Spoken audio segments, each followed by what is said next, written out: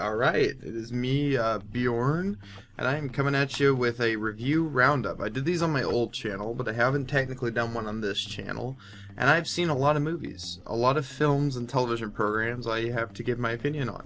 I'm going to name a few that I will not be giving my opinion on here, but will be making breakdowns. Wheel of Time, Jesus.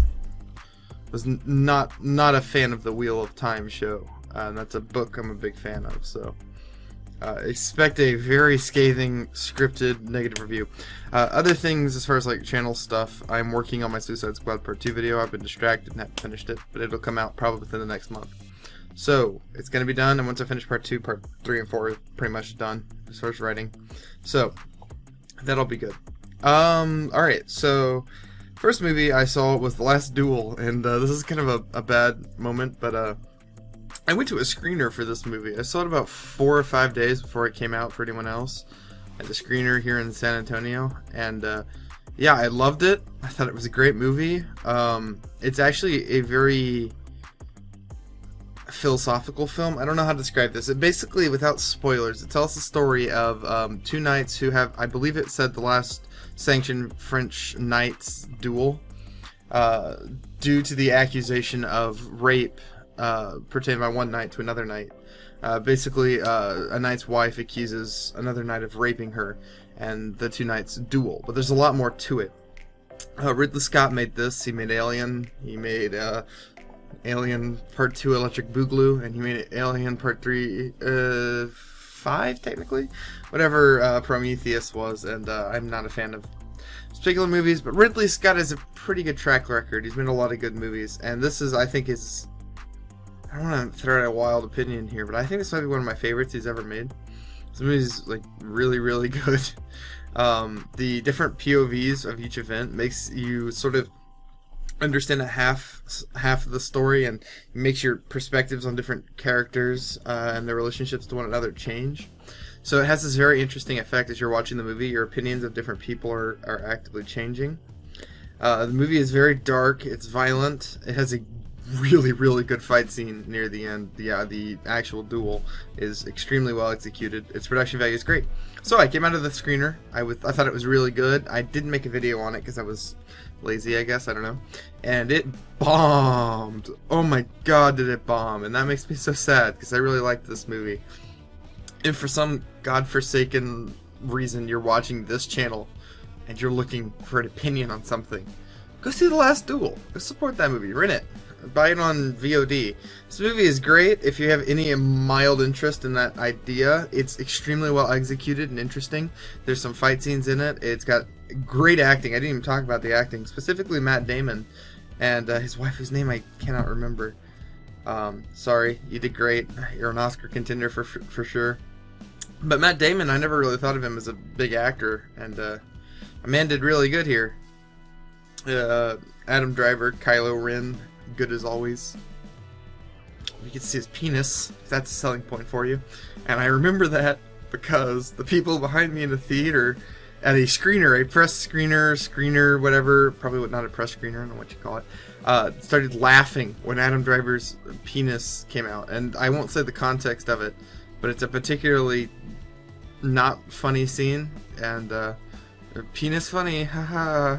I was like, looking back at him like, what's the deal, man? I shows my dog is asleep right there. It's pretty cute. It's good. Just gonna get the views. I could just put my dog in the thumbnail. Big red lines pointing to him. Circles everywhere. More circles than there is actual video. Bingo. So yeah, Last Duel, 9 out of 10. Really great movie. Highly recommend it. Great acting, good visuals, really good costume and like set design. The whole package. I expect this to do well at the Oscars, and if it doesn't, that's a shame. Speaking of doing well at the Oscars, I saw Dune, and I am a fan of Dune. I've got 2 Dune books up there, a bunch of Dune books over on my desk. The 2 ones I have up here are written by Brian Herbert. For those who don't know, Brian Herbert is Frank Herbert's son, and I don't really care for the books he writes. They're fine, they're whatever. But Dune proper is one of my favorite books of all time. I've read it a bunch, and when I heard they were making another big budget movie, I was excited. When I heard Denis Villeneuve was attached, I was literally ecstatic. So on my old channel, a lot of the videos I've put up there are reviews of Denis Villeneuve movies. Specifically, Blade Runner 2049 was my favorite movie the year it came out, and I love it. I've seen it quite a few times. I think it's much better than the original Blade Runner. The film Arrival is really good. He made another movie I've seen, and right now, recording this, I cannot remember off the top of my head what it was. It may have been Enemy. Don't quote me if he directed Enemy. If not, I like Enemy. But yeah, so he has a fairly good track record. So when I heard he was making Dune, dude, I was perfect. Perfect. And then there started being a lot of hype for Dune. People were excited for Dune. I was like, this is it. And Dune comes out. It did pretty well at the box office. It's a great movie. It's a almost perfect adaptation of the first part of Dune, which is admittedly the boring part. I love the first part of Dune, but for a general audience, this is not the exciting part. And Denis Villeneuve did a great job of making it the exciting part. I don't know. I'm not going to spoil anything, but he adds some scenes or changes some sequences to make them a little more interesting. And it does. I've seen some people complain that certain characters, specifically the Doctor character, get sort of shelved, and Dr. Yui, I mean, yeah, he is more prevalent in the book. He has a particularly good conversation with Lady Jessica in the book, if I recall. But I mean, it's okay. Cut a little bit. You got to make there's a certain give and take to adaptation. You have to change things from the book, and it's unfortunate. The problem is when you change everything in a book, like the Wheel of Time show. I'm not going to talk about that, though. We're talking about Dune right now. Dune. Which doesn't change much. In fact, it's extremely faithful to the novel, while not being detrimentally faithful to the novel. Because it is very easy to do that. To be so faithful to a book that it winds up becoming a detriment to your film. This movie is visually outstandingly gorgeous. Its shots and cinematography are beautiful. I still think Blade Runner 2049 looks a little better, but this movie has a scope and scale. It's incredible. I love the design on the sandworms. I like all of the actors pretty much. No one gives a bad performance here, and that's real nice. Even Jason Momoa does fairly good at performance. Yeah, great movie. I'm gonna give this one a 9 out of 10 too. And now that is a little bit of my Dune nostalgia playing, and I see a lot of people and the reviews that were posted right after the movie came out, they're like, oh, but the ending sucks if we don't have a sequel, and that makes me not want to review it. Well, I have the hindsight of knowing there is a sequel, so suck it. 9 out of 10. Can't stop me from giving Dune a 9 out of 10. I'm gonna do it anyway. I'm gonna give a lot of 9 out of 10s, because I've seen a lot of good movies. So let's talk about some bad movies. I saw Venom 2. I made a huge review of Venom 2 forever ago on my channel. Like a long time ago, or Venom 1 rather. I pointed out the Eminem song at the end was hilariously bad. The things are, and I've seen a lot of reviews I've posted since then that say the same thing, so I'm glad to know I'm not alone in my opinion. Venom is a so bad it's good movie. I have a double pack DVD copy of it now, with the new one. I love it. It's terrible in every way. Its adaptation of the character is literally abysmal, but I would take this Venom trilogy, we're going to get apparently a sequel to this, so trilogy, over any other potential adaptation of Venom. I love it. It's incompetent. Like, half the movie is just Venom going, Eddie, you gotta stop sucking cocks, Eddie. And then Venom's like, but Venom, I truly found my inner being. Venom 2 also has, like, a lot of gay rights allegories for some baffling reason. I'm all for gay rights and everything, don't get me wrong, but it feels like a very weird and out of place thing to include a gay love story between Venom and Eddie Brock, and I literally can't describe it any other way.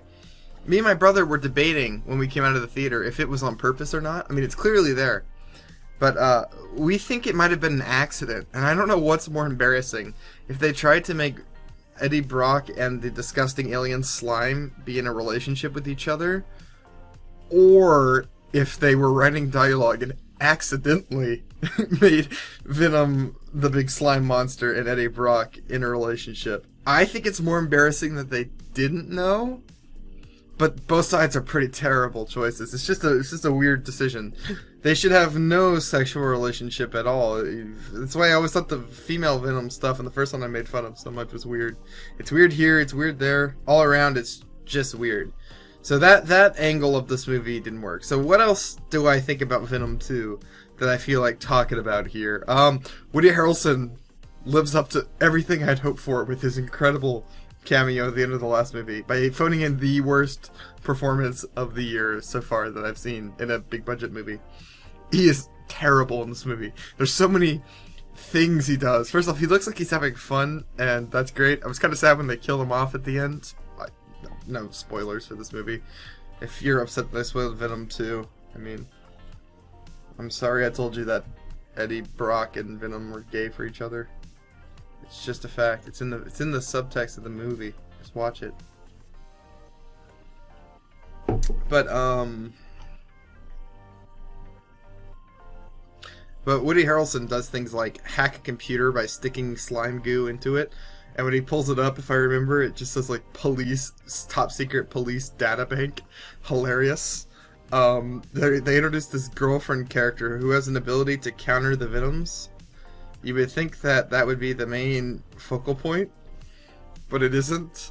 She's barely in the movie. I don't know why she's in here. She literally does nothing but detract, in my opinion. I don't know if she's a comic character. I don't remember her, but I've read a lot of comics over the years. I could have easily forgotten her.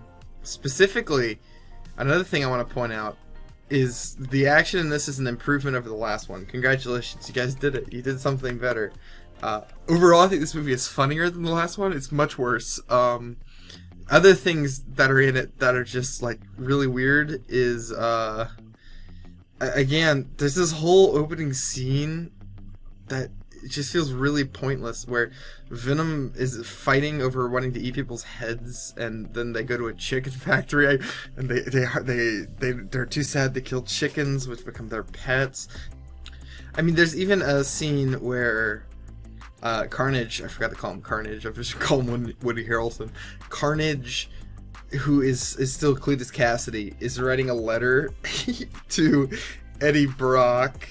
And in the letter, it's literally just like, he's just like, I can't describe this. Use this warranty thing. He's like writing like in a square and adding little pictures, and it leads to this laugh out loud hilarious scene where we see Cletus Cassidy's backstory animated, and he's like, I pushed mommy down the stairs, and I put a fucking blender into grandma's bathtub, but they were kind of mean to me, so it's justified. And I think this is the filmmaker's attempt to make Venom or Carnage a sympathetic villain, but it backfires so horribly because everyone in my audience was laughing, including me. I laughed a lot. Me and my brother were literally cracking up at this movie.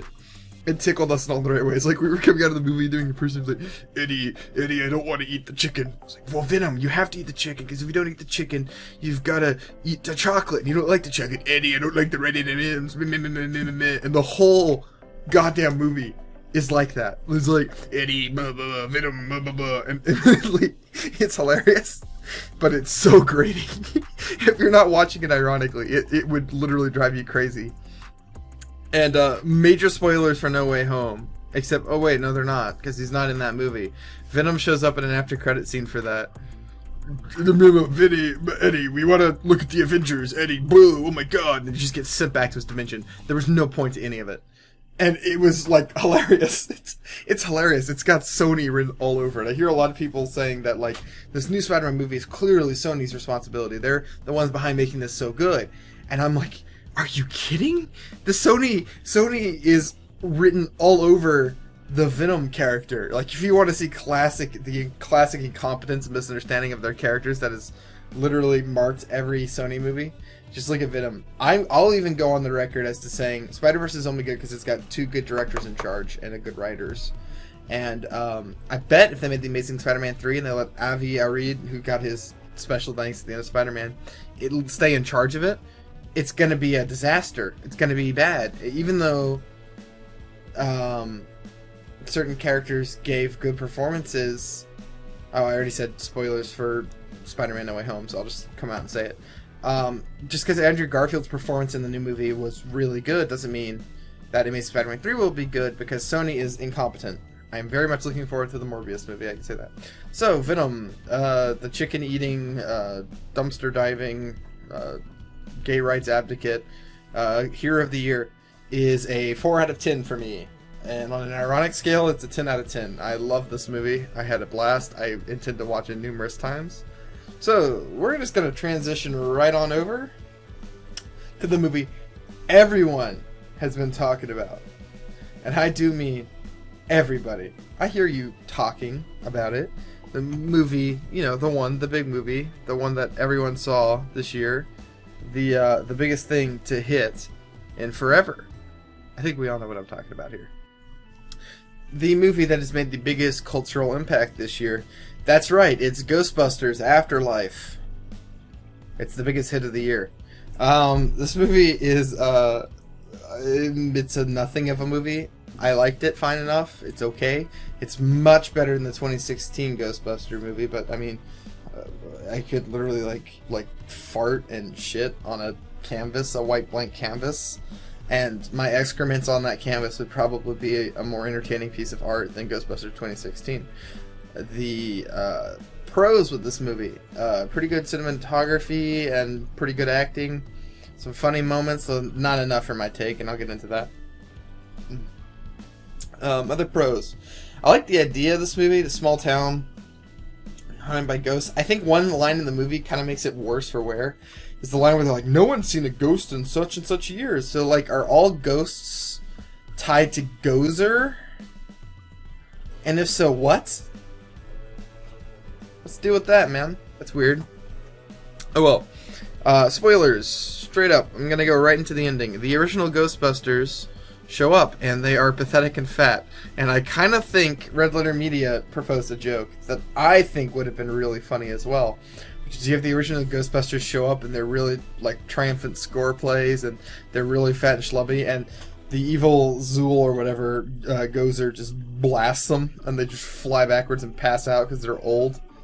And the new characters have to save the day. I know some people would be upset about that because, oh, they shelved my heroes. Except the Ghostbusters were never heroes. And that's something this movie has seemed to have misconstrued as well. The Ghostbusters are like shitty exterminators.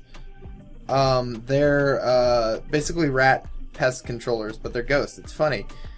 Peter Venkman as a character is like the sleaziest and greediest corporate guy ever. He's basically using his whole career to sleep with women. And he shows up here and acts like a big hero. And I think it's like wildly out of character. The only character I feel like they got right here is Egon Spengler, and he's goddamn dead. And I'm gonna get into him because his appearance at the end of this movie drove me fucking crazy. It literally drove me nuts. Because you had it. You had it. You had a slam dunk on your hands. Sony. I know this was you. Don't think I forgot. You had a slam dunk on your hands. Of an ending, actually. So, I'll just get into it. The whole movie, we are implied that the ghost of Egon Spengler is, like, moving stuff and helping his granddaughter build stuff. Great. Good stuff. We don't ever see him. It's a great way to work him in, even though he's dead. It's respectful. At the end of the movie, she's got her blaster, and she's battling the final ghost, and she can't quite control it, and we see a ghost hand settle on it. And I thought that was going to be it. I thought that was it. I was like, oh, nice. That's a nice way to do it. He helps her, but we don't show the CGI monstrosity. Oh, but they couldn't help themselves. They could not help themselves. Smash cut to a wide shot of his terrible CGI face. Boom. Dead Harold Ramis. For those of you who aren't in the loop on this whole Harold Ramis thing, Harold Ramis is an actor. He played the character Egon Spengler. He died a while ago. And I guess his next of kin, fuck him, gave him the permission to resurrect his dead body for this movie. And it's creepy, man. It's real weird. And they don't show him just a little bit, man. He has like 10 minutes of screen time.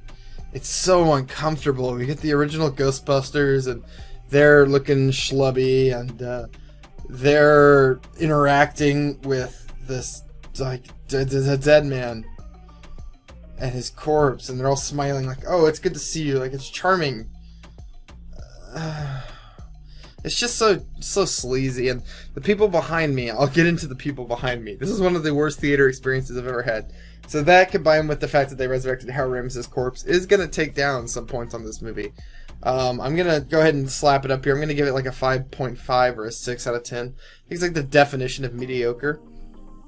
The people behind us in this theater are like, you know, the I'm gonna bring up Red Letter Media again. The show The Nerd Crew, where they have these like moron podcasters who gasp and get excited about everything, even when it's really obvious. I had these exact goddamn people in my theater. They would gasp and laugh at anything. So it got to the point where my brother, who was with me seeing this also, we see movies together a lot, was like getting frustrated with them. And so he started just laughing at things that weren't jokes. So specifically, he laughed at Paul Rudd walking out of Walmart. Like literally, it's just Paul Rudd. It's literally just Paul Rudd walking out of Walmart, and he starts laughing, and they start all like hysterically laughing. It's the funniest goddamn thing he's ever seen. At one point, the granddaughter character makes this joke in the movie where she goes, I forget exactly what the joke is, but basically she makes some joke. I think it's about like acute angles or right angles or something. Some really obvious like math joke that like a 8th grader with a brain defect could figure out. And the guy behind me goes, nerd joke. Just like that. Like Patrick Starr. And I just started laughing at him. I laughed so hard, I felt so bad. They would not shut up the whole movie. And boy, were they excited to see The Ghost of Egon Spengler. They were like it was the best goddamn thing they'd ever seen in their life. And they cheered when the original Ghostbusters came out, and I was just like, it was so poorly executed in the movie when they came back. Didn't make any sense within the film's narrative. So I was not feeling it. So basically, I liked this movie up until they brought back the original Ghostbusters, and especially didn't like it when they brought back Spengler. Besides that, I thought it was still fine. It was mediocre. You know my score on it. Don't be loud in a movie theater. I'm going to talk about this with No Way Home too. People are clowns. I get the movie was exciting. I was excited to see it too, but I didn't like make it a disappointment. People will not shut up. They just like yak their opinions of the movie out in the middle of the theater during the screening. And it's not even like cheering. Cheering I'm okay with. You can cheer at a moment when something exciting happens. But whatever. Okay, Spider-Man No Way Home. Loved it. Favorite Spider-Man movie thus far. I'm a huge Spider-Man nerd. I've read about every comic book Spider-Man adjacent, like all the Amazing Spider-Man, all of Ultimate Spider-Man, some Miles Morales. That comic book is hit or miss for me. Played the games, seen all the movies, so I'm a fan. I think this is definitely my favorite one. I liked the last one quite a bit. I know that movie's kind of contentious. I've always liked the Mysterio character, so basically anything Mysterio is in, as long as it's not Ultimate's Magic Mysterio, is fine by me. So yeah, I was fond of these Tom Holland movies, and a lot of people aren't. I'm not so much a fan of the Raimi movies. The Raimi movies, I feel... Oh my god, I'm gonna get so much shit for this. I feel much the same way. I feel about them about the same as I feel about, like, Evil Dead 2 or Venom 1 and 2. Albeit they're better movies than Venom. Although Evil Dead is like up in the air. I'm like Sam Raimi's work, but we all have to take a step back and admit those movies are not actually all that great outside of the humor and the sort of like awkwardness of them. They are certainly not better than the new movies, and they are definitely not better. I mean, and Tobey Maguire especially is really pretty bad as Spider-Man, I think, especially Peter Parker. First off, he's way too old. He's awkward and stilted, which I get a lot of people associate with the Peter Parker character, but it's like, it's not awkward like a high school nerd. It's awkward like I'm gonna go molest a kid. I don't know, he comes off as weird, and he's too old to be in high school. The whole thing is just, it's a bizarre series of choices. And the thing those movies do right, and Sam Raimi was always really good at this, are the villains. Pretty much every villain in that movie was like A+. I like Doc Ock, I love Green Goblin. Like, he did those villains so well that the MCU just couldn't do them again better. So they made the right call to bring them back. Yeah. So whoever wrote this movie understands exactly the flaws and the benefits of the Raimi trilogy. He understands exactly what needs to be improved. The Tobey Maguire character is much more likable in this new movie when he appears. I'm gonna slap on spoilers already, so we know, we all know. We can pretend we don't know, but we know. I'm gonna get into more advanced spoilers beyond the fact that characters that were obviously gonna appear, and I'll put up a warning for that. And so they made the decision to pull in the villains, the ones people like, not their Venom, and they're gonna use them, and that was the right call. So the villains are good, the Spider-Man is not. So this movie actively makes me like those characters more. Specifically, Dr. Octopus doesn't lose his character motivation and redemption from the second movie, which is great. Green Goblin is way better here than he ever was. He's a fucking menace in this movie. He is scary, and that's great. Willem Dafoe absolutely kills it. Literally kills it. He knocks it out of the park. There's really no other way to put it.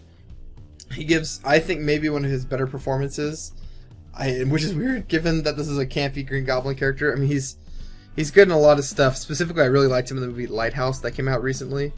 But he was really, really, really good here. Alfred Molina was good here. Jamie Foxx plays Jamie Foxx very well. I'll say that. He is a huge improvement over the Amazing Spider-Man movies, but just about anything they did here would have been an improvement.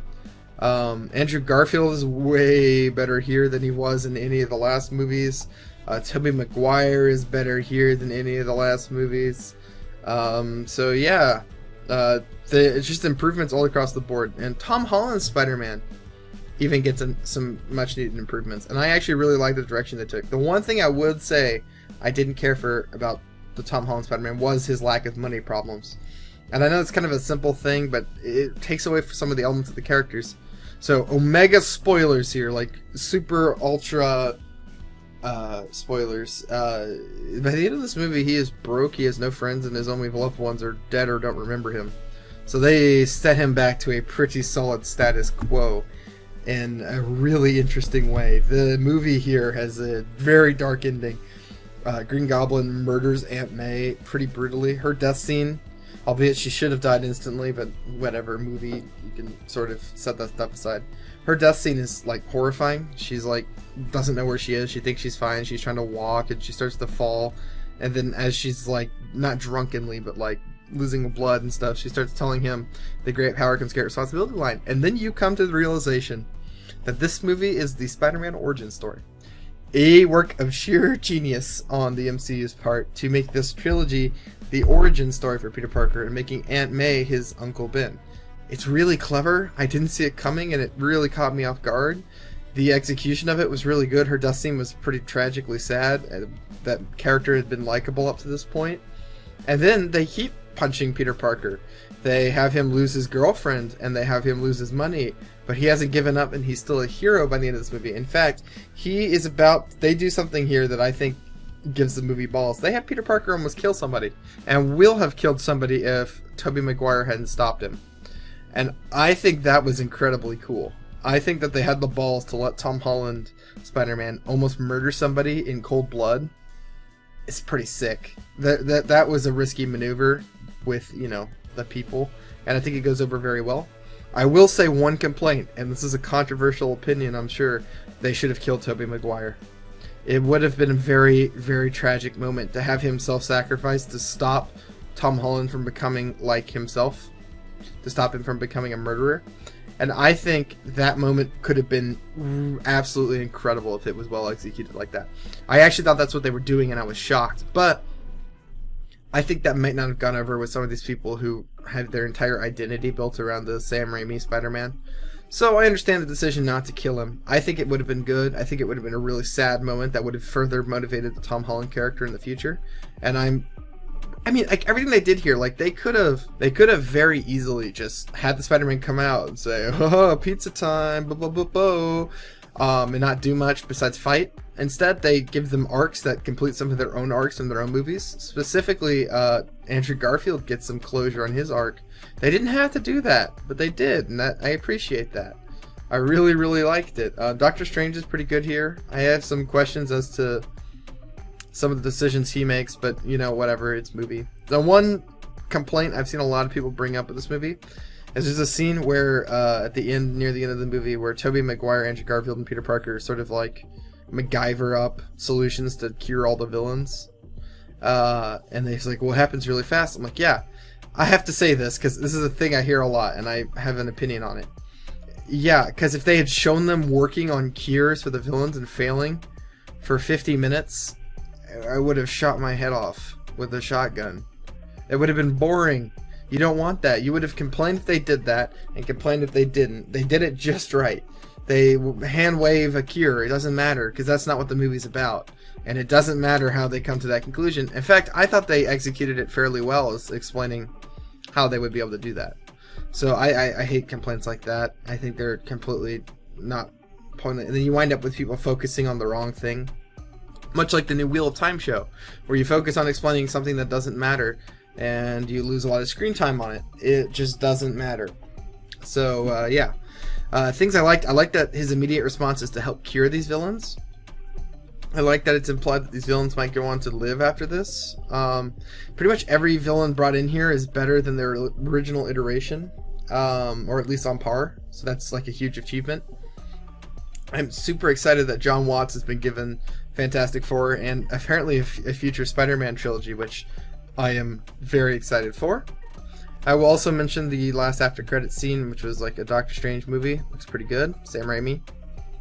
Looking good. Please don't make it like the original Spider-Man trilogy as far as the tone, the goofiness. It can work in doses, but the thing I do want is Bruce Campbell. Please, please, please, please, please, please, please.